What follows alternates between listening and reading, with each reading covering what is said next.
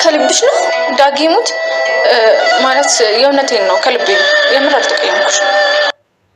አይንሽን ለማየት ራሱ ምንም ድፍረት የለኝም። በህይወቴ እንዳንቺ አይነት መልካም ሰው አይቼ ራሱ አላውቅም። በጣም አመሰግናለሁ። ባለውለታዬ ነሽ፣ መቼም አልረሳውምሽ። ምንም አይደለም፣ በቃ አታልቅሽ።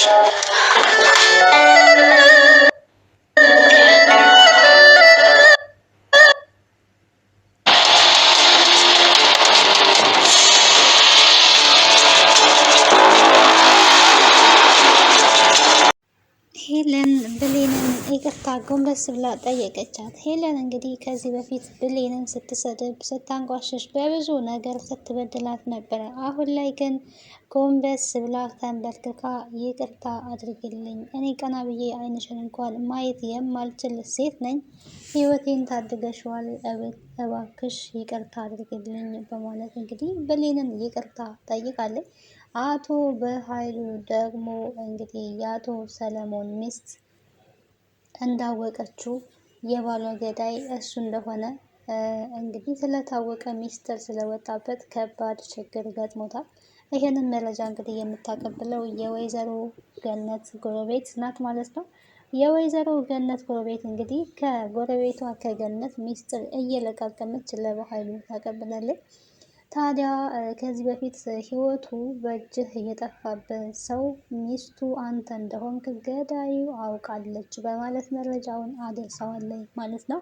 ሰላም ጤና ይስጥልኝ ውድና የተወደዳችሁ የቻናል ቤተሰቦች እንዴት አላችሁ? በያላችሁበት ሰላማችሁ ይብዛ። በዚህ ቻናል አዲስ ከሆናችሁ ሰብስክራይብ እያደረጋችሁ የሰብ እንድትሆኑ በአክብሮት ጋብዛለሁ። እንግዲህ ቀጣዩን ድራማ ቀጣዩን ክፍል ወደ እናንተ ይዤላችሁ መጥቻለሁ። ሄለን እንግዲህ ብሌንን ይቅርታ የጠየቀችበት ምክንያት ብሌን ብዙውን ጊዜ እንደምናውቃት ሰዎችን የምትታደግ ናት፣ ሰዎችን የምትረዳ ናት። ሰዎች ላይ ክፉ ነገር እንዳይደርስ ብላ ብዙ መስዋዕትን ትከፍላለች። አሁንም እንግዲህ የብሌንን ህይወት ታድጋለች። የራሷ ጓደኛ ቃል እንግዲህ ሄለንን ለመግደል እሱ ብቻ ሳይሆን ደግሞ ብሌንንም ነፍሰ ገዳይ ለማስባል የሄደችበት ርቀት በጣም የሚያሳዝን ነገር ነው። እንግዲህ ጁስ ውስጥ መርዝ ጨምራለች። ይሄንን ጁስ ደግሞ ራሷ ሳትሆን መስጠት የፈለገችው ብሌን እንድትሰጥ ነው የፈለገችው። ብሌን እንድትሰጥ የፈለገችበት ምክንያት እንግዲህ ሄለን ብትሞት ወይ ደግሞ ብትታመም መቼስ መርዝ ጠጥታ ወይ ትሞታለች። ሞት ደረጃ እንኳን ባያደርሳት ልትታመም ትችል ይሆናል። ያው ለመግደል ነው በእርግጥ ቃል ይሄንን ነገር የምታደርገውና ያ ነገር ቢፈጠር ያኔ ብሌንን ለመክሰስ እንዲመቻት ብሌንን ለማሳሰር ብሌን ያው ከዛ ቤት እንድትወጣ የምትፈልገው እና ብሌንን ወጥመድ ውስጥ ለመጥመጥ ለማስገባት ይሄንን ሁሉ ነገር አድርጋለች ማለት ነው። ቃል ሄለንን ለምን እንደዚህ ለማድረግ ፈለገች ካለን እንግዲህ ያው እንደምናውቀው እዛ ቤት ውስጥ ሚስጥሯን ታውቃለች። እዛ ቤት እንድትቀመጥ እንኳን የቻለችው በዚህ ሚስጥር ነው። እዛ ቤት መቀመጥ የማልችል ከሆነ ከአንቺ ጋራ እዛ ቤት መኖር የማልችል ከሆነ ሁሉንም ሚስጥር ለሰላም እነግራታለሁ። እኔ ዱር ላይ እየኖርኩኝ አንቺ እዚህ የተንደላቀቀ ቤት ውስጥ መኖር የለብሽም ነው ስትላት የነበረውና ሚስጥር እንግዲህ አንዴ ከወጣ በኋላ ወጣ ማለት ነው። ቃል እንግዲህ የራሷ የጓደኛዋ ተነስታባታለች። አንቺ እዚህ እየኖርሽ እኔ የትም ዱር ላይ እንድኖር ትፈልጊያለሽ ወይ? እዚህ መኖር አለብኝ፣ አለበለዚያ ግን አንቺም የኔ እጣ ፋንታ ይደርስሻል፣ ተመልሰሽ ወደ መጣሽበት ህይወት ትመለሻለሽ እነግራታለሁ ነው ያለችው። ቃል እንግዲህ አማራጭ ስለሌላት ሰላምን መውደቂያ የላትም፣ የምትገባበት የላትም። ቤተሰቦቿ ያኔ እናንተን በጣላችሁኝ ጊዜ እነሱ ነበረ ሲደግፉኝ የነበረው፣ አሁን ግን ምንም ቤተሰብ የላትም በማለት እንግዲህ በማስመሰል ለምና ሄለን እዛ እንድትቆይ አድርጋለች። ሄለን አሁንም ቢሆን እንግዲህ በትንሽ ነገር ከቃል ጋር ስትጣላ ቀጥታ ወደ ሚስጥሩ ነው የምትሄደው ማለት ነው። ለሰላም እነግራታለሁ፣ እንዲሁም ሁሉንም ሚስጥርሽን እያንዳንዱን እነግራታለሁ፣ ከዛ በኋላ ምን እንደሚፈጠር አንቺ የምታይ ይሆናል እነግራታለሁ እያለች ስታስፈራራን ነበረ። ሁሌ እንደዚህ እያስፈራራችኝ ሚስጥሩ ከሚቀር ሚስጥሩ ከሚወጣብኝ ብገላት ይሻላል በማለት ነው ይሄንን ውሳኔ እየወሰነችው። በባለፈው ለመናገር እንግዲህ ሄለን ስትናደድ ትናገራለች። አሁንም ቢሆን አርፋ አትቀመጥም። እዛ ቤት ብትቀመጥም ወይ ከዛ ቤት ካልወጣች ሄለን ወይ ደግሞ የሆነ ነገር ካልተፈጠረ መናገሩ አይቀርም። በባለፈው እንግዲህ ሲጨቃጨቁ ነበረ። የሆነ ነገር ስትናገራት እኔን እንደዚህ ያልሽ፣ እኔን እንደዚህ ትይኛለሽ፣ እናገርብሻለሁ፣ በቃ ማስፈራሪያ እና ምንም ጓደኛ የለም ማለት ነው። በዚህን ጊዜ ጓደኛ የምትሉት እንኳን የራሳችሁ ሚስጥር ከነገራችሁ በኋላ ለክፉ ቀን እንደዚህ የሚጠቀምበት ከሆነ ሚስጥራችሁን አትናገሩ ማለት ነው። ሰው እንዲሰማባችሁ የማትፈልጉት ሚስጥር ካለ አለመናገር ነው እንጂ ጓደኛ ስለሆነች በቃ ሰው ተገለባባጭ ነው። በነገራችን ላይ ዛሬ ያለበት ነገ አለ ማለት አይደለም። በጣም ከባድ ነው። ቃል እንግዲህ በለፈለፉ ይጠፉ፣ በገዛ ምላሷ ለፍልፋ ይሄው ኮሽ ባለ ቁጥር እየደነገጠች ትኖራለች። ዞሮ ዞሮ ሁሉም ውሸቶች መጋለጣቸው አይቀርም፣ የጊዜ ጉዳይ ነው። ታዲያ ሄለን ብሌንን እንደዛ ይቅርታ ስትጠይቃት ህይወቷን የታደገችላት ጁሱም በሲስተም ነው የተቀበለቻት። ስታስበው ታመሻል ብለው ነበረ፣ ምን ሆነሽ ነው ስትላት አልታመምኩኝም፣ ለምን ታማርሽብኛለች ነው ያለቻት። እዚህ ጋር እንግዲህ ብሌን ግራ ተጋባች ማለት ነው። ተጣልተናል ብላኝ ነበር ስትላትም ትናንትና ተጣልተን ነበረ ግን አብረን ያደር ነው። ስለዚህ እዚህ ጋር ብሌን በቃ የሆነ ነገር አስባለኝ ማለት ነው ብላ ገብቷታል። ያው ቃልን ብሌን በደንብ አድርጋ ታውቃታለች። አንዳንዴ ብልህ ሰዎች በቃ ነገሮችን በደንብ ማስተዋል ይችላሉ ማለት ነው። እዛ ቤት የሚካሄደውን ነገር እያንዳንዱን ነገር እንግዲህ ብሌን ታውቃለች፣ ግን አብዛኛውን ነገር አትናገርም። ሰዎች በእሷ ምክንያት እንዲጣሉ ወይ ደግሞ በተደበቀ ሚስጥር ምክንያት ሰው እንዲጣላ አትፈልግም። ቃልና ሄለን እንዳይጣሉ ራሱ በጣም ተግታለች፣ እንዲጣሉ አልፈለገችም። ምናልባትም ቃል እዚህ ጁስ ውስጥ መርዝ ጨምራባታለች ብትል ኖሮ ሄለን ከቃል ጋር ልትጣላ ትችላለች። እንዳትጣላ ግን ያደረገችው ጁሱ ስኳር የለውም የሚል ሲስተም የተጠቀመችው። ያኔ ግን ታዲያ ጁስ ውስጥ ስኳር ሳታደርጊ እንዴት ትፈጫለሽ ብላ ነበረ ስትሰድባት የነበረው ሄለን ማለት ነው። ረስቼ ነው በማለት እንግዲህ በጣም ትዕግስተኛ ናት፣ ቻይ ናት። እንደዚህ ማለት እዚህ ጋር እንደምትተውነው በትክክለኛ ህይወቷም ይሄ ትዕግስት ካላት አሜዚንግ፣ በጣም የሚደንቅ ነገር ነው። ከሁሉም ሰው ጋር እንደዚህ ነሳ ተግባብቶ መኖር ይችላል ማለት ነው። በጣም ብዙ ነገሮችን ችላ ነው የምትኖረው እና አስተዋይ ናት፣ ብልህ ናት፣ ረጋ ያለች ናት። እያወቀች ብዙ ነገሮችን ተነስታ ዝም ብላ እንደመጣላት አትናገርም። ግን ታዲያ ወደ ክችን ገብታ ልትቀይረው ስትል የሆነ ሄለን ጠርጥራለች። ለምን እንዳልጠጣው ፈለገች። የሆነ ነገር አስባለች ብላ እንግዲህ ብሌን የሰው ህይወት ለማትረፍ ስትታገል እሷ ተጠርጥራለች ማለት ነው። የሆነ ነገር ልታረገኝ ነው፣ ምን አስባ ነው እቺ ገረድ ነው እንግዲህ ስትል የነበረው። በኋላ እንግዲህ ምንድነው ያሰብሽው? ምንድነው እያደረግሽ ያለሽው? አንቺ ጠጩ በማለት አስጠጥታታለች ጁሱን ስትጠጣ ግን ብሌን የጠጣችው ጁስ ራሷ ከጆክ የቀዳችውን ጁስ ነው የጠጣችው እንጂ ቃል ብርጭቆ ላይ የቀታ መርዝ የጨመረችበትን አይደለም ማለት ነው።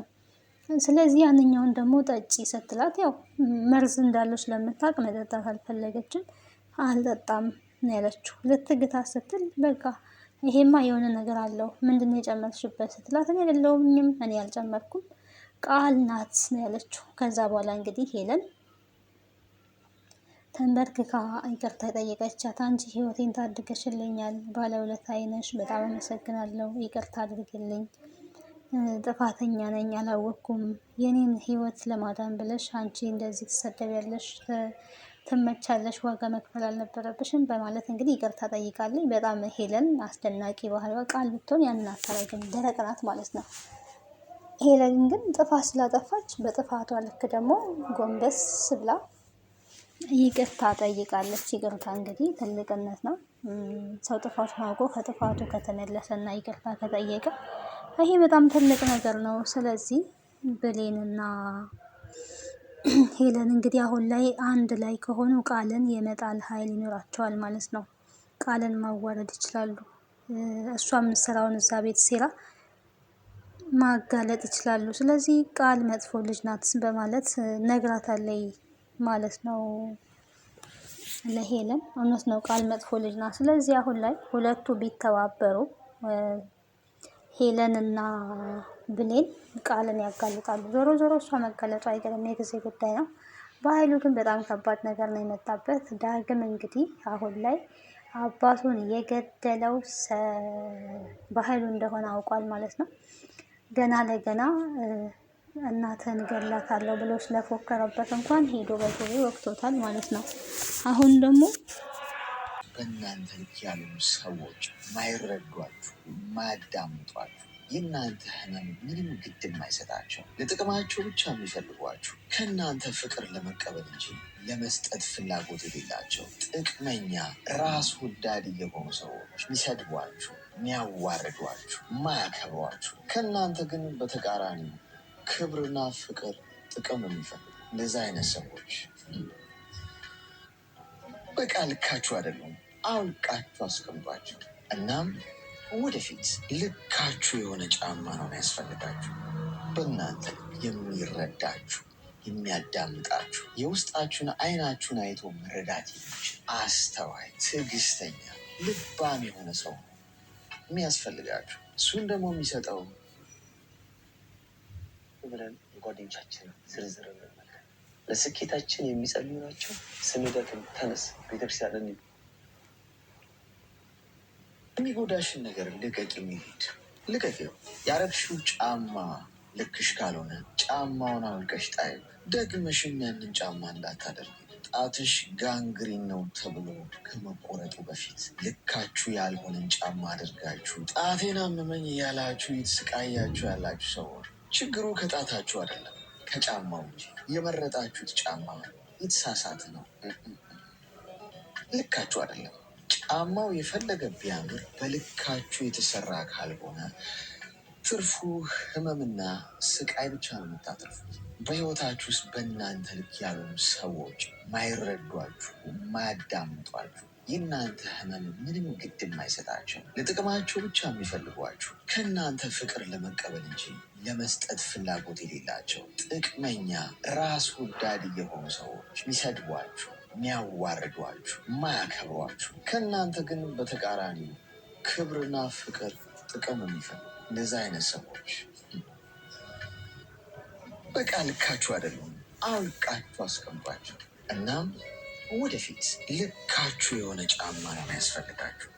በእናንተ ልክ የሚረዳችሁ፣ የሚያዳምጣችሁ፣ የውስጣችሁን አይናችሁን አይቶ መረዳት የሚችል አስተዋይ፣ ትዕግስተኛ፣ ልባም የሆነ ሰው ነው የሚያስፈልጋችሁ። እሱን ደግሞ የሚሰጠው አንድ ፈጣሪ ብለን የጓደኞቻችን ዝርዝር እና አቶ በኃይሉ እንግዲህ አሁን ላይ በዳግም እንደገና እየተሳደደ ይገኛል። ዳግም እንግዲህ አቶ በኃይሉን ከዚህ በኋላ አይምረውም ማለት ነው። ምክንያቱም ደግሞ የአባቱ ገዳይ ነው። ከሳሚ ጋር በመተባበር በኃይሉ የሚጠፋ ጉዳይ ነው። ምክንያቱም ሳሚም ተነስቶበታል በኃይሉ ላይ አሁን ላይ። ዳግምም ደግሞ የአባቱ ገዳይ እንደሆነ አውቋል።